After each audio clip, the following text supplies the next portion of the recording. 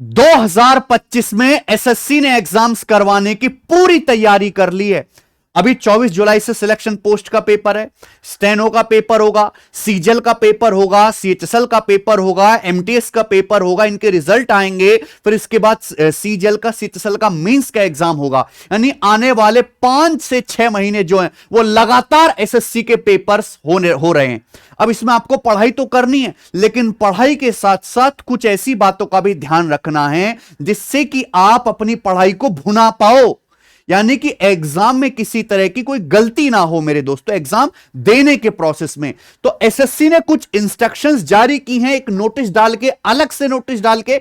हालांकि नोटिफिकेशन में भी ये सब बातें होती हैं, पर अलग से नोटिस डाल के एसएससी ने बताया, क्योंकि काफी सारी चीजें चेंज हो गई हैं।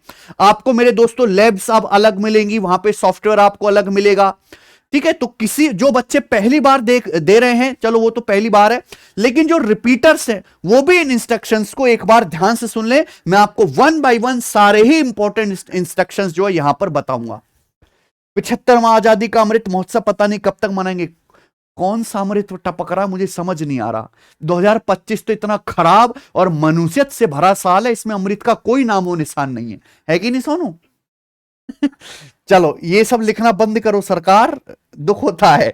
चलिए, काफी सारे इन्होंने पॉइंट डाले हैं। General instruction for the candidate. पहली बात कि अपना जो है, अगर आप एग्जाम देने जा रहे हैं तो एडमिशन सर्टिफिकेट या फिर जो है अपना एडमिट कार्ड वो लेकर जाएं।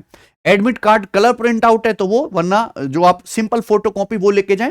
मेरे हिसाब से आप दो जो है फोटो स्टेट, 2 फोटो कॉपी लेके जाएं, और वो डिस्टॉर्टेड फॉर्म में ना हो, बिल्कुल क्लियर, नीट एंड क्लीन हो, अटाफटा तो जो कटाफटा कुछ ना हो, ठीक है, बिल्कुल नीट एंड क्लीन।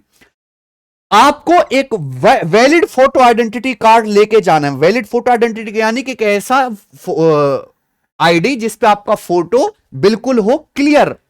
ऐसा नहीं कि फोटो उस पर 20 साल पुराना हो, आपकी उम्र है 24 साल, फोटो उस पर जो है 8 साल का लग रहा है, ऐसा नहीं। Clear valid photo identity proof वहां पे चाहिए, इनमें से कोई भी चलेगा। आपका passport, Aadhaar card, driving licence, PAN card, voters ID, इनमें से कोई भी चलेगा, लेकिन उस पर आपका फोटो होना चाहिए, ठीक है जी। एक बात और, हो सकता है कि आपके डेट ऑफ बर्थ जो एडमिट कार्ड पे है या जो आपने एसएससी के फॉर्म में डाली है वो यहां पे मैच ना करे इससे।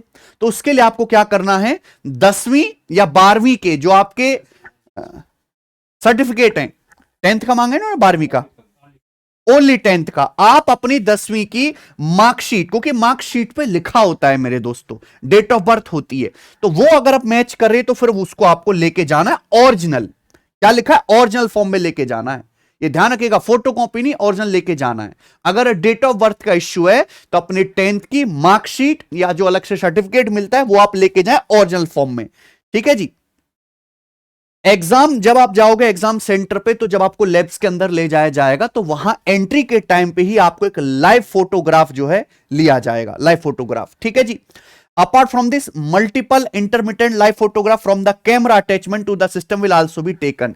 ये पहली बार हुआ है कि अब जिस सिस्टम पे आप बैठोगे तो उसमें कैमरा इंस्टॉल किया गया है, वो कैमरा बीच बीच में जो है आपके फोटो क्लिक्स करेगा, ठीक है, आपकी वो लाइव बाइट्स भी वहां पर रिकॉर्ड कर सकता है।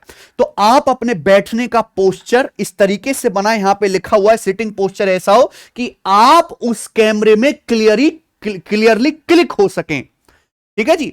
अगर आप उस कैमरे में सही से विजिबल नहीं होते और आपके फोटो ठीक तरीके से नहीं आते हैं तो एसएससी कह सकता है कि तुम तो चीटिंग कर रहे थे, इधर उधर झांक रहे थे, और उसके बेसिस पे आपको डिवाइड किया जा सकता है और आप उसका कुछ भी नहीं कर सकते।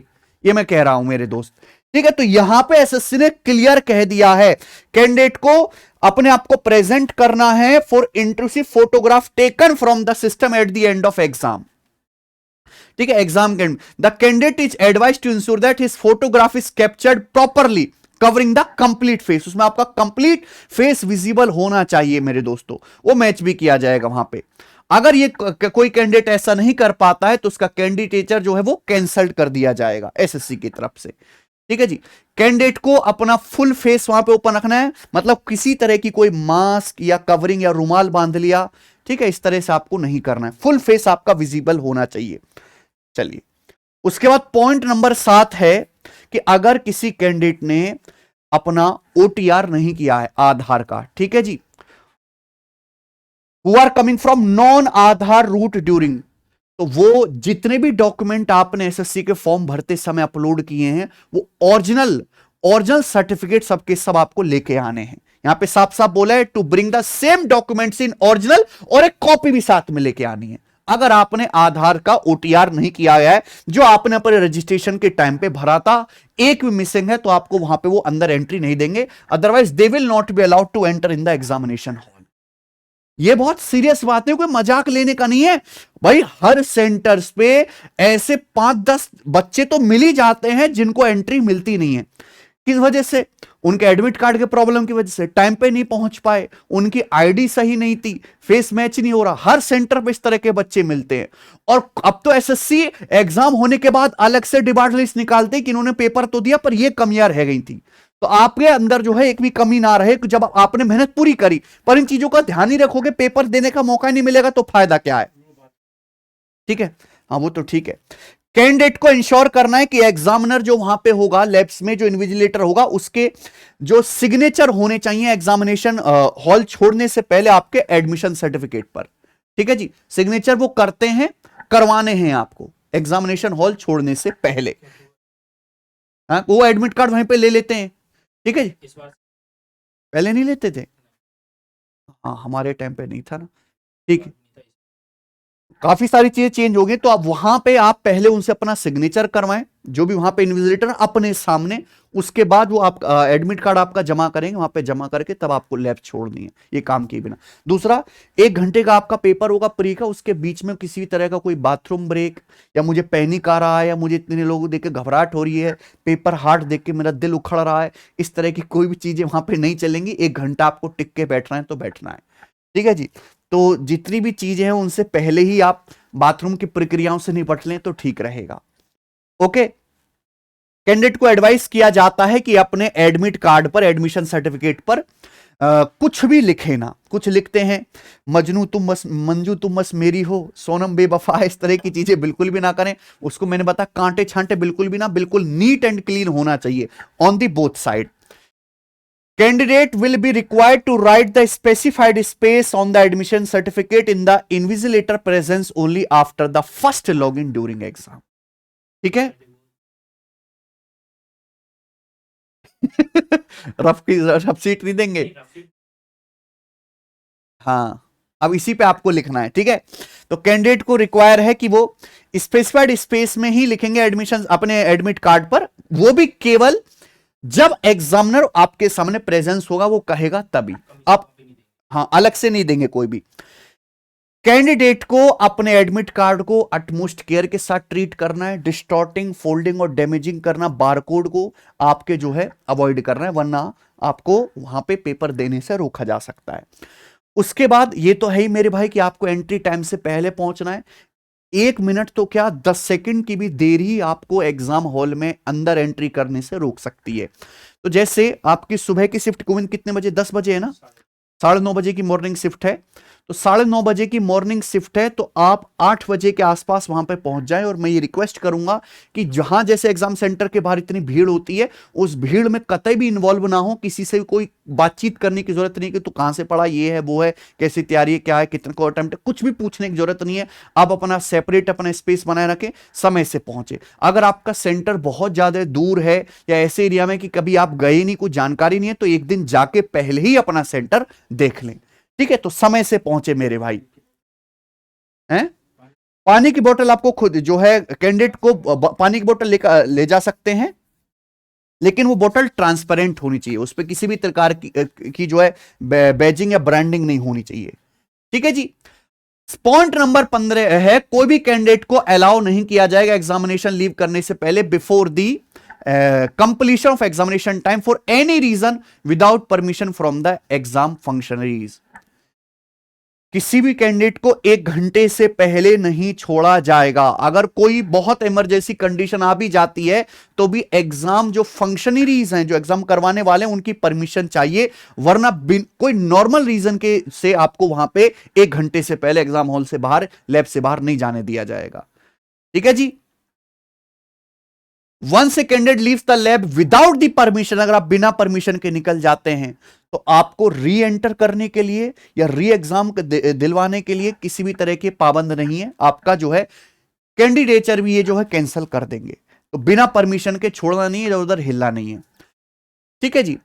कैंडिडेट को एक ही बार जो है परमिशन दी जाएगी एग्जाम में अपियर होने के लिए, as specified in the admission certificate, जो आपके एडमिट कार्ड पर लिखा है, यानी कि जो शिफ्ट है उसी शिफ्ट में आपको पेपर देना, उसी टाइम पे पहुंचना है। ठीक है जी। वैसे कह रहे हैं कि आप वेन्यू पर एक दिन पहले ही जाके एडवांस में देख लो, जिससे कि आप एग्जाम जो एग्जाम सेंटर पर उसी डेट को सही टाइम पे पहुंच पाओ। वही भी मैं कह रहा हूं कि इस बार जैसे सेंटर 250, 300, 400 किलोमीटर दूर भेजे हैं, तो आप एक दिन शाम को जाके देख लो। और ये देखो कि जैसे आपका मॉर्निंग शिफ्ट का पेपर है और आपका दोपहर की शिफ्ट का पेपर है, तो ये आप सुबह को ही निकलना शुरू कर रहे हो 300-400 किलोमीटर दूर।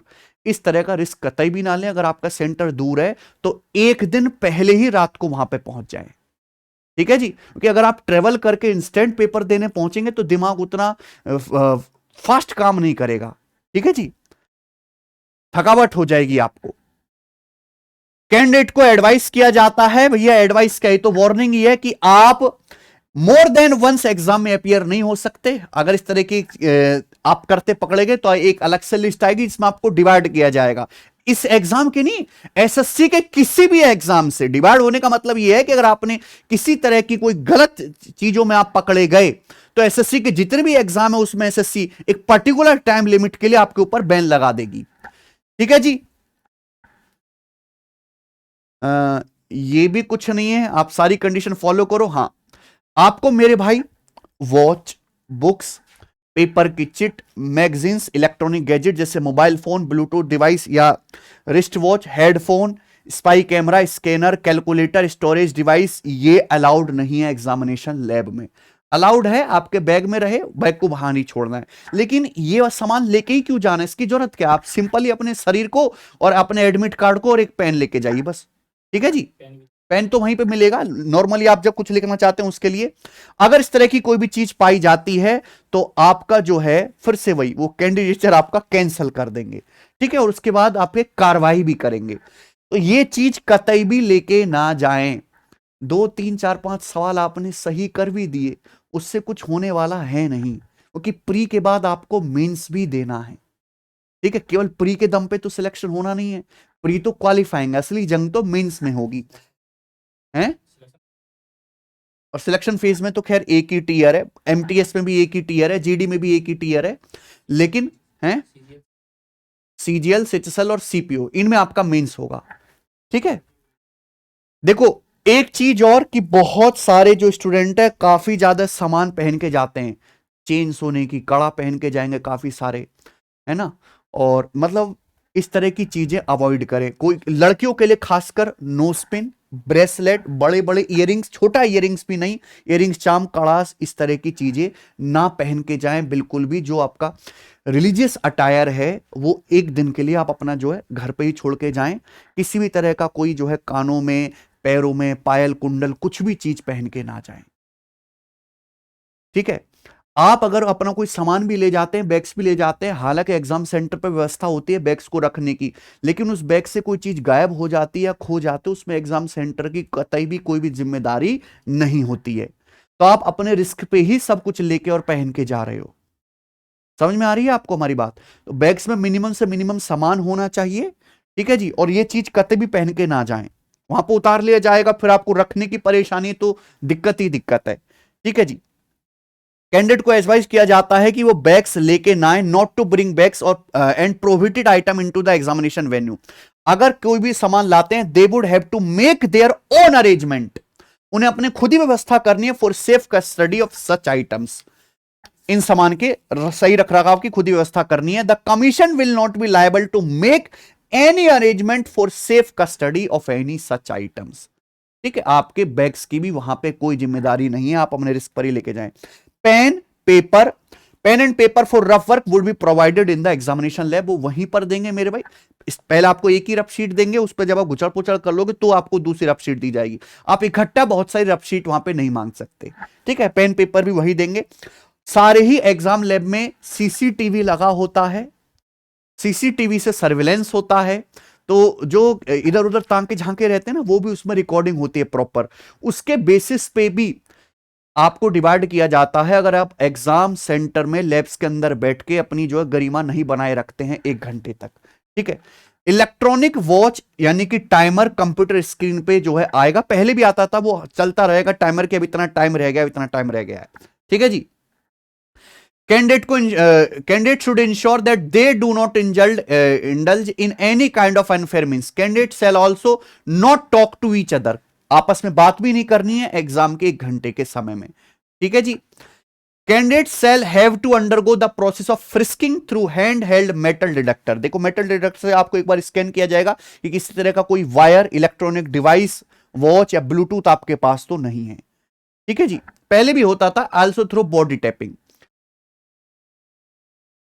सुपरवाइजर की वहां पे आपको बात माननी ही है, बस ये और तो कुछ नहीं है, बस यही सारी बातें हैं, ठीक है जी। तो एसएससी ने अलग से नोटिस डाल के समझाया है। इंपॉर्टेंट यही है कि जो वहां पे कैमरा लगा होगा उसमें आपकी फोटो या जो वीडियो बाइट्स वो रिकॉर्ड करेंगे वो सही से क्लिक होनी चाहिए, वरना आप जो है फंस सकते हैं, ठीक है। तो एसएससी का आपका एग्जाम है बहुत जल्द, आप सभी को हमारी तरफ से शुभकामनाएं तो हैं, गुड लक तो है ही। अच्छे से पेपर दीजिएगा मेहनत से, गलत रास्ता बिल्कुल मत अपनाइए मेरे भाई, आगे दुखी मिलना है, कुछ भी फ्रूटफुल उससे होगा नहीं। मेहनत से पढ़ाई करके ही आप पेपर दें। आपने कौन कौन से एग्जाम के फॉर्म भरे हैं, आपका पेपर, आप कौन कौन से पेपर देंगे मुझे कमेंट सेक्शन में जरूर बताइएगा। एक बात और, जैसे एग्जाम लगातार शुरू हो गए हैं तो आप मॉक टेस्ट खूब लगाइए।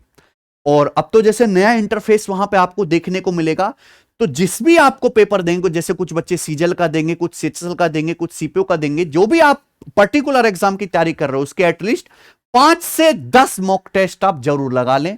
और ये नए इंटरफेस के साथ सारे ही मॉक टेस्ट आपको हमारी टेस्ट रैंक की एप्लीकेशन पर मिल जाएंगे। जैसे अभी यहां पे हम सीजल का एक लाइव टेस्ट भी करवा रहे हैं, सीजल न्यू इंटरफेस, ये 10वां लाइव टेस्ट है मेरे दोस्त, नए इंटरफेस के साथ, ठीक है जी। तुरंत आपको अपने सॉल्यूशन, यहां पे अपनी रैंक वगैरह सब कुछ पता लग जाएगी, ठीक है जी। तो आप हमारी एप्लीकेशन पर जाके फ्री में, यहां पे पिछले 5 साल के मैंने मॉक टेस्ट फ्री में डाल रखे हैं, जरूर 5 से 10 मॉक टेस्ट लगा लें। मैथ्स से अगर आपको जरा भी डर लग रहा है और आप क्विक रिवीजन करना चाहते हैं तो हमारी सीरीज चल ही रही है 30 डेज संपूर्ण मैथ्स बैच, इसमें हम परसेंटेज, रेशियो, लाभ, हानि, डिस्काउंट, टाइम एंड वर्क, ऐसा ही सही सब करवा चुके हैं। हम टाइम, स्पीड एंड डिस्टेंस अब इस पे कराएंगे। तो रिवीजन आपको करना है, कम समय में पूरा चैप्टर रिवाइज हो जाए 2.5-3 घंटे की क्लास में, ऐसा जुगाड़ आपको इस हमारी सीरीज में मिल जाएगा जो गगन प्रताप मैथ्स यूट्यूब चैनल पे चल रही है। तो आप इस सीरीज को फॉलो कर लें मेरे दोस्त, ठीक है जी। तो मुझे लगता है कि आपने इंस्ट्रक्शन सही से सुने होंगे और आप एग्जाम में इन बातों का ध्यान रखिए। आपको एग्जाम के लिए बहुत बहुत शुभकामनाएं, बेस्ट ऑफ लक। अगर आपने मेहनत करी है तो आपको उसका फल जरूर मिलेगा। धन्यवाद, बाय।